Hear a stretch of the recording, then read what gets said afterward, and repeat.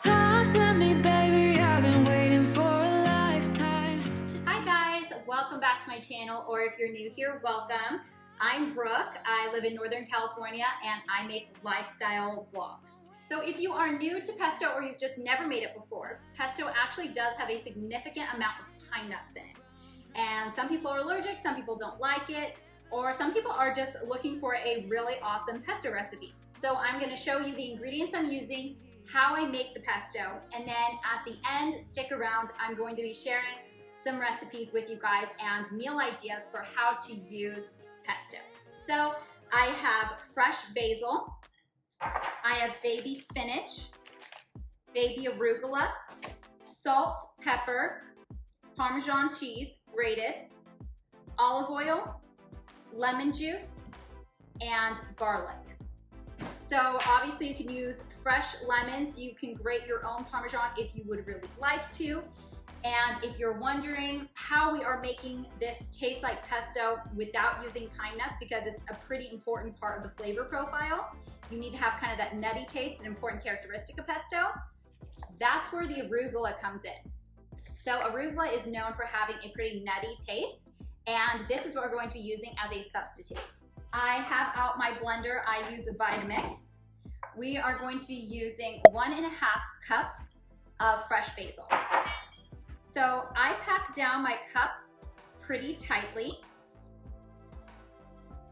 So there's one.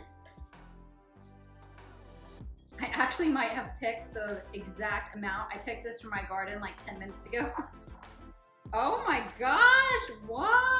That estimation is on point. Okay, 1.5. I really thought I had gotten too much. And then we're gonna be doing 1.5 of the baby spinach as well. And you don't have to chop the spinach or anything. That will happen in here. There's one, and then 1/2 cup. Okay. We're going to be using 1/2 cup of the baby arugula. Okay. Next is Parmesan cheese. So I don't like a ton of Parmesan in mine, so I'm only going to do a 1/4 cup. However, you can use a 1/4 cup up to a 1/2 cup, depending on how cheesy you want yours to be. So I'm actually gonna do just a little over a 1/4 cup. So kind of a heavy 1/4 cup, but not quite 1/2 cup. I use minced garlic, so I kind of eyeball it. If you're using cloves, use 4 cloves. So that's about 1, 2, 3, and 4. And I do estimate a little heavy for each clove. I estimate as if they're all kind of a supersized clove because I do like garlic.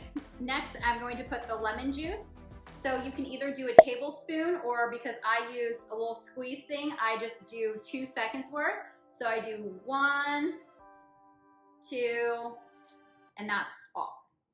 Next, we're gonna do salt. I do 3/4 of a teaspoon, but I only have a 1/2 teaspoon on here. So I'm gonna do 1.5 of these. 1.5. And then 1/2 teaspoon of pepper. Unfortunately, I am out of the pre-ground up pepper, so I'm gonna have to eyeball it. And last but certainly not least is olive oil. So you wanna make sure that you don't use too cheap of an olive oil, that it doesn't taste good, but you also don't wanna use an expensive one. So the one I use is Star. It's very affordable, but it also has a pleasant taste. And so it goes really well in the pesto. This is the one I always use. For this, we're gonna use 1/2 cup. However, you may need a little more if it's not blending. So I'm just gonna measure this out. And I prefer to kind of pour around the edges because I wanna make sure that it gets down to the bottom. So if you put the olive oil first in the blender, it will quickly blend all of the leafy greens and it will turn it into almost like a thick smoothie. And we don't want that. So we want it to blend evenly. So you can add the olive oil in the middle of mixing the other ingredients or at the end. But don't put it at the beginning. I've tried that before because it seemed like it would be a good idea and it would solve the issues of blending, but it just didn't work that way. So I'm gonna start blending it, and I'm gonna start by just pulsing it. If it doesn't seem like it's blending, feel free to help push things down because a lot of air can get caught between the leafy grains. So just help it get around the blades. And it's all about being patient because if you just turn it on blend, you're gonna end up with a spinach basil smoothie, not pesto. So stick with the pulsing. So we're starting to get somewhere, so I'm actually gonna bring you guys in a little bit so you can see what's going on. So I do have some of the greens sticking to the side, so I'm gonna help bring that in and then keep pulsing until your desired thickness.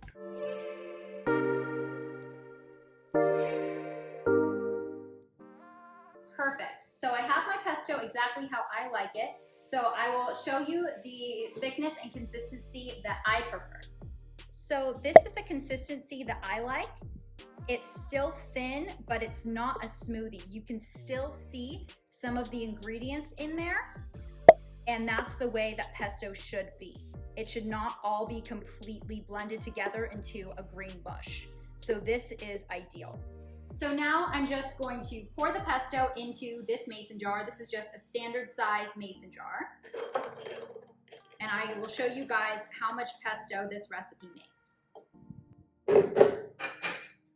All right, so I just finished pouring, and this is a 16-ounce mason jar. That's the standard size of mason jars.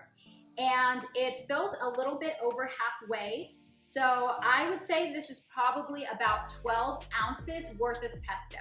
So depending on what you're using it for, this may be enough or you may need to make double. So before I get into the final portion of this video, sharing with you guys meal ideas and different ways to use pesto, I just wanted to say thank you to two of my subscribers, Janelle Nicole and EB Style. So you two had commented on what I eat in a day video, which I will add a card at the top if you want to check that out. And I had a pesto pasta on there, and you guys had mentioned how that looked so good, and I realized that I might want to do a video on that. So my favorite way to use pesto is probably pesto pasta. So it is exactly what it sounds like. Make pasta, and as the sauce you use pesto. This is really good with Parmesan cheese on top or feta cheese. Another pasta option is a Mediterranean pasta salad. So for this, you would use the pesto, mix it with mayo to create a pesto mayo sauce.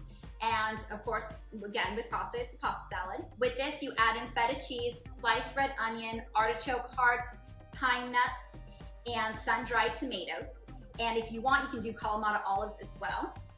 And my next one, which actually might be number one after all, is a grilled chicken sandwich. So again, I use the pesto in a pesto mayo sauce. I grill chicken breast and I melt Monterey Jack cheese over it. I put this on toasted whole wheat burger bun, and I also throw in avocado, alfalfa sprouts, lettuce, and tomato. It is so, so good. You can also use pesto for pizza. So I have seen it as the sauce instead of a red sauce. I've also seen it on margarita pizza. So instead of the fresh basil, I've seen drizzles of fresh basil pesto. This is also used for Capri salads. So you can make your regular Capri salad with just your mozzarella and tomatoes. And instead of the fresh basil leaves, again, you can drizzle it with fresh pesto. I've also seen delicious pesto shrimp recipes and pesto rice recipes, and people are really getting crazy. Baked chicken with pesto and tomato in it. And there are so many ideas, but those are some of my favorite. So I found a few websites online that have dozens and dozens of ideas to use pesto. So if you are interested in some of those, I will link those websites below so you guys can get some ideas of your own. If you have a favorite pesto recipe, please let me know in the comments below. You can either link it or just tell me pesto baked chicken or whatever it is. I would love to hear your ideas because I love pesto and now I have pesto. If you've made it this far, then hey, maybe you like it here. Maybe you should give this video a big thumbs up and subscribe below. I have several playlists and different types of videos that I'm sure will appeal to you. So thank you again so much for watching my video. I hope you enjoy it here on my channel, and I will see you in my next one. Talk to me.